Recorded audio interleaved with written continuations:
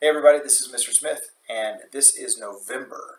And this is my head of school update. I am so excited to welcome all of our 1031 starters. If you have yet to see me, if you've yet to see my Bitmoji, if you've yet to see an email from me, then just get ready. You're going to see a bunch of them.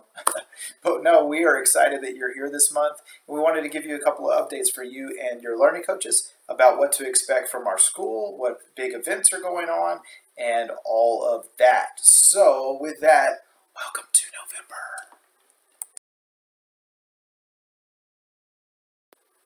All right, so the first update for November is our new social media campaign that we've got going on. So our new social media campaign that we have going on is hashtag TOPS150. So that's TOPS 150, like the number.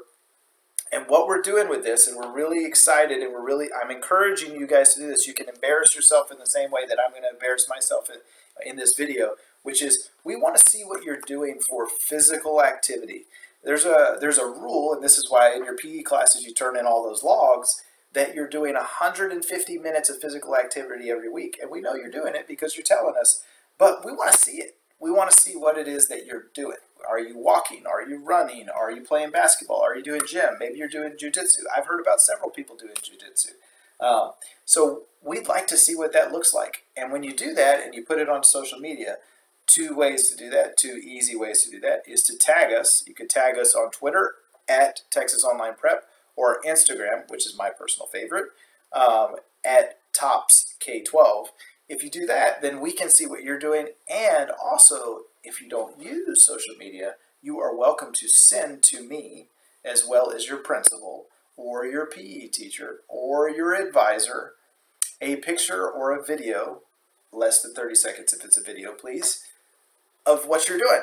And what we'll do is we'll take that and we will post it to social media and give you a big shout out, high five, and virtual hug as we do for seeing what you guys are doing in terms of your physical activity each and every week. So we're excited about that. Now stay tuned to the next part, which is me embarrassing myself by you seeing what I do each week for my 150 minutes.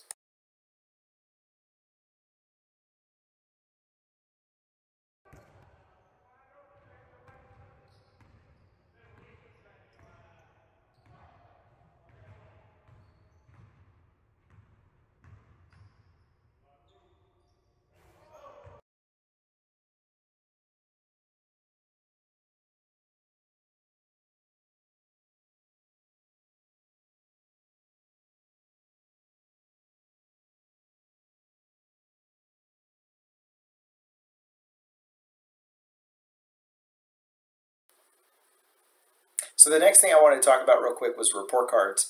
And so I wanted to reiterate a few things. Number one is that the semester report card, and that means semester one, semester two, and then the average of those two to create a final grade. That is how we attest to TEA and how we track your students' academic record as they go forward into their career. So when if they were to leave TOPS, if they were to go into next year and stay at TOPS for many, many years, which is of course our hope, they would have a record that follows that same pattern: semester one, semester two, final grade. And so that's how we report things to TEA. That's how we typically do business. Not all school districts do that. Not all schools do that. But that is what we do because it's based on how we're funded as a school. And so that mirrors kind of what we're doing in terms of asking you guys to be partners with us in reviewing your child's grades in intervals of 3 weeks to 6 weeks or 4 weeks to 9 weeks, depending on which campus you're on.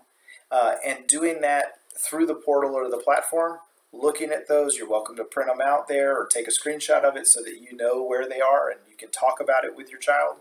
And then attesting to that through DocuSign so that we know that we're actively both participating in this partnership of looking at progress in those intervals of 3 weeks to 6 weeks or 4 weeks to 9 weeks. And so we think that's really important. The last thing is to say that if for some reason that you feel like it's just not enough, you really just need something to look at, to have and to hold, we can send you a PDF copy. You can get that upon request 72 hours from the grading cycle date. So for example, in the middle school and high school, last Friday, the 2nd, was the end of the grading cycle. So by Thursday morning, which would be 3 full days, you could request that from the registrar and they would be able to send you a PDF copy. Now, that doesn't negate the fact that at the end of this semester, we will be sending you a PDF copy of your semester 1 report card. And as always, I should say that you can always request a hard copy to be mailed to you of your student's record at the semester. So if you need that hard copy, if you need it mailed to you, no problem, no harm, no foul. Ask us, ask your registrar, we'll get it in the mail to you. And I hope that makes more sense, but if you do have questions about it, feel free to ask. Our goal is to be as transparent as possible about the grading cycle and to make sure, again, that we're having this two-way communication and partnership on your child's progress so they're set up for success throughout the entirety of their semester.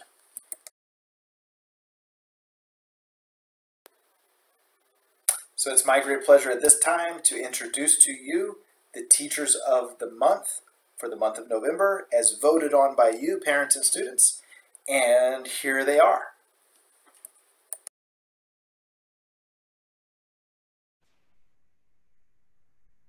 All right, so Mr. Crumball, first off, apologies that I'm in my car, but I wanted to get in touch with you here real quick, and I wanted to let you know that you've been nominated as Teacher of the Month. You have not been nominated; you've been selected as Teacher of the Month for Tops High School. So congratulations. Oh, well, thank you. I really do appreciate that, and it's an honor and distinction. Awesome. Well, so I'm starting this new thing. So each month, whenever we do have someone selected as Teacher of the Month, I like to reach out to them and just kind of pick your brain on a question or two. So my question this month was for you was, what do you find most valuable in teaching online or virtually? I think definitely teaching online when compared to my experience in a brick and mortar school, I find that with all the things that we can do and with all the tools that we have available, that we have so much more of a force multiplier, so to speak, when it comes to our effectiveness in reaching the kids. And I love the fact that we're not bound by geography. If any kid anywhere has a computer and internet connection, we can reach out to them, and that we can do so much more, I feel, than I really ever could when I was in a brick and mortar. And that's something I feel quite strongly about. And we should note that you do teach geography, so that makes it more fun. Right. And so my other question for you is just a kind of an aside or a tag on is, what's one thing that you'd like top students to know about you that maybe they don't know? And this one goes widely, so the younger kids are going to know too. Oh man, well,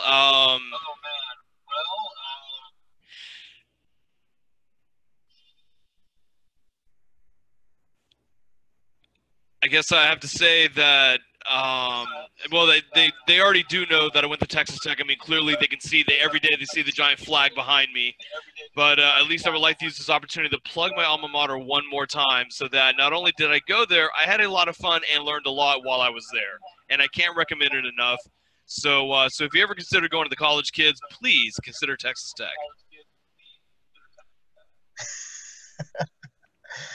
That I just want to state for the record that that message was not paid for or advertised by Texas Tech University or myself. And for any other Texas Tech alums, no offense. I'm hoping the Alumni Association sends me a check in the mail. Awesome. Well, again, Mr. Crumball, congratulations, and we appreciate you. I appreciate you, and we will talk to you soon. I really do appreciate everything you guys do. Thank you so much, and thank you, kids, for voting for me. I really don't know what to say. This is great, and thank you all again for everything you do. All right, thanks. You're welcome. Have a good one. Here with Ms. Nyer. Thank you for joining me, number one. And number two, I want to congratulate you for winning Teacher of the Month for Tops Middle School, selected by the students and parents. I appreciate it. It's quite an honor. Thank you very much. Really great. So as this new trend I'm doing is I'm trying to make sure that they see, that our families see you and our students see you and have an opportunity to one, get to know you a little bit, but I like to prompt that by asking you just a question. And the question I wanted to ask you was, what is it that you find encouraging from your students or in your classroom? Oh, the the best part about teaching sixth grade is the engagement that we have. The students are so interested in what is happening, not just in science, but in math and ELA and social studies. The learning coaches have been incredibly supportive and helpful and wanting to learn more. The engagement of being, for me, engagement is passion and integrity and doing what you're supposed to be doing. These sixth graders new to middle school are full of all of that, and it's just exciting to interact with that in the classroom. That's awesome. Yeah, I mean, I think typically typically our struggle is always making sure that we are engaging as many students as we can. So if you're encouraged by that and you're seeing that kind of active participation, then that's a huge win. Very much. For any of our students. So that's great. And just as an aside, what's one other thing that you'd like, our families, and of course this goes out to everybody, to know either, I mean, about you or just general about TOPS or really just anything? What's one thing you'd like to impart on them? It's always strange being in a virtual school, and it seems like we're always isolated. I love being outside. I love doing outdoor things. I love scuba diving and skiing and rock climbing. And anytime I'm not engaged in the educational system indoors, I try as much as I can to get outdoors, even by myself or with my family, of course, to be outside and get the sun on my face. Yeah. Well, yeah, I agree with that. And as the students will actually see when this goes out, they'll see a little bit of me embarrassing myself by also getting outside and doing a few things to kind of encourage us to start doing a little more physical activity, make sure we're getting our 150 minutes each week for PE. So I share that. Now I'm stepping you up to the challenge. Now you're going to have to participate in the TOPS My 150 thing that we're going to start from this month. So there you go. Put the pressure back on. It's all good. Well, thank you for joining me, and again, congratulations, and we look forward to seeing you in your classroom soon. Thank you so much. I appreciate it.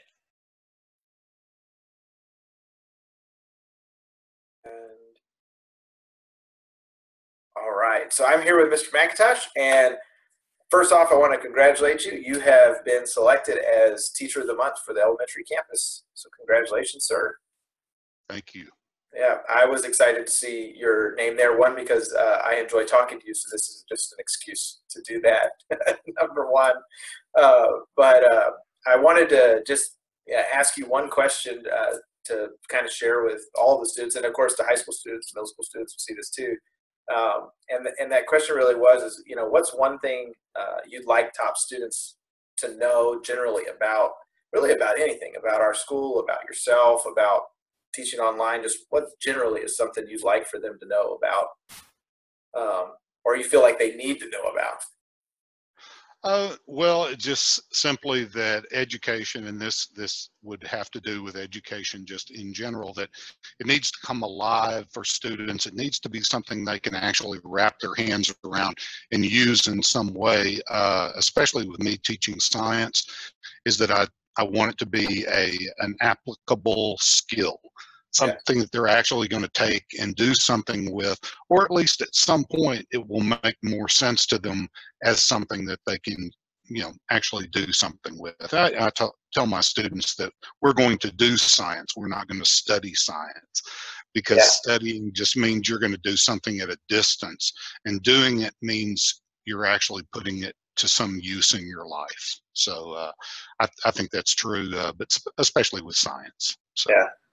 I think that's key. I mean, it's almost like, I can remember even, I was in elementary school 30 years ago. So, which maybe is not, I don't know. It doesn't seem like it was that long ago, only 30 years, right?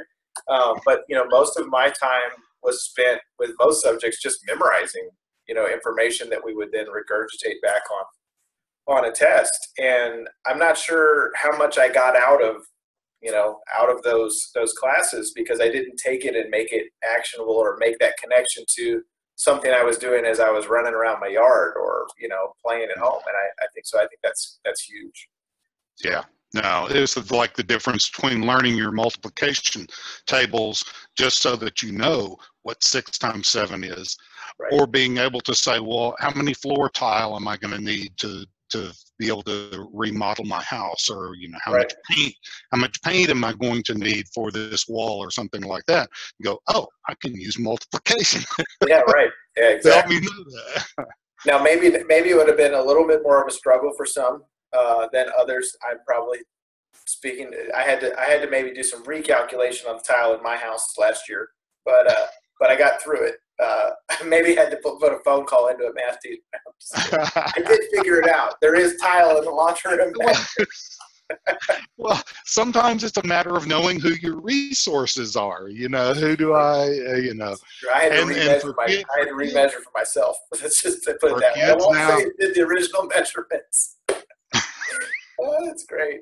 Oh, yes, indeed. Is there anything else you'd like students to know about you, or about you personally, or anything else you'd like to share? No, just that I think that one of the things that I like to make sure that my class connects are fun.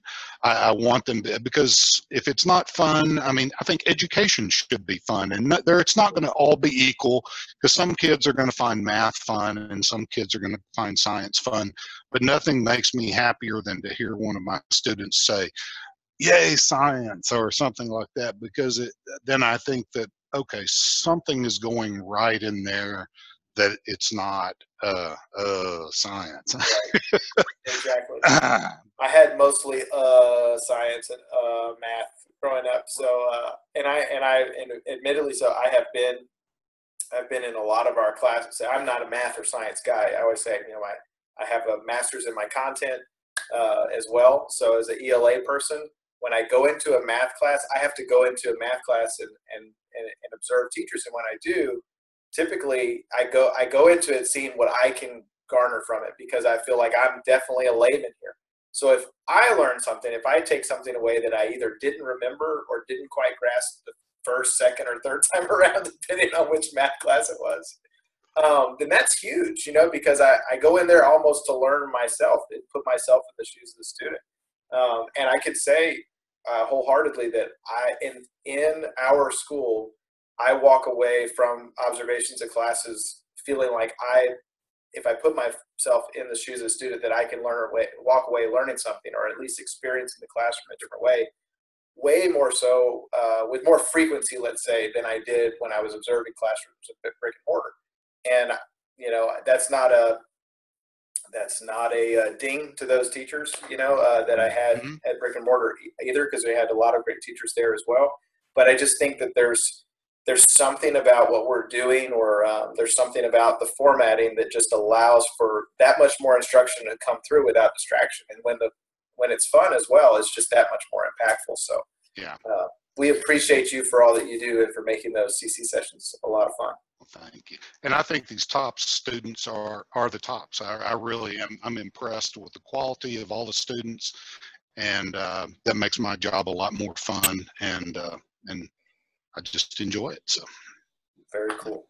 Thank you, sir. And we'll see you soon. Have a great rest of your month. Sounds great. Thanks a lot.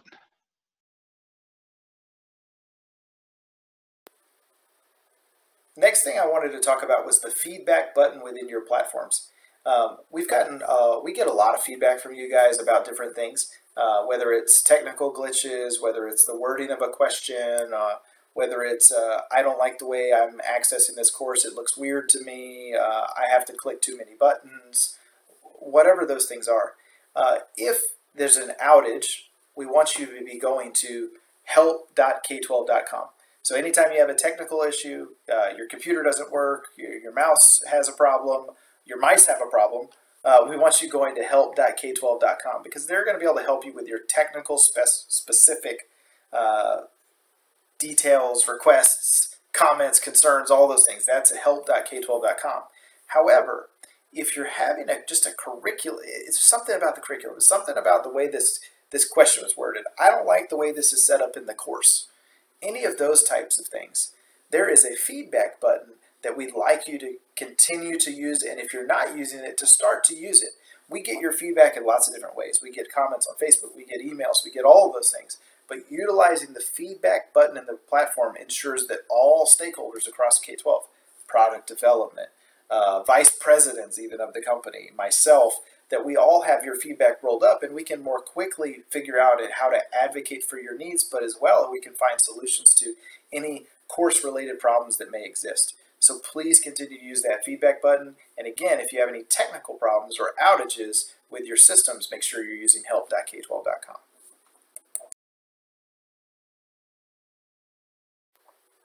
So this is my last point for this month, and it's probably going to be longer than I intend, but let me just say that on the front end.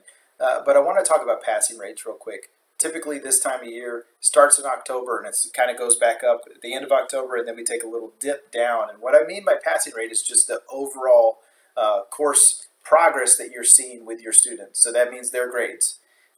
If you're a parent and you have not viewed your child's grades, it's absolutely integral that you get in there and you see how many overdues they have. What they haven't turned in. If you're an elementary parent and you're looking at those newsletters, try to go back and figure out what they may have missed if it's not correlating to the grades that you're seeing. Because these grades, while they, we really don't want to put so much social pressure or big time pressure on the grades. They do impact things in terms of your progression as a student through your educational journey and your educational life. If you're a high school student, it's going to impact your graduation. It's going to impact your planning for the next stages of your life into college.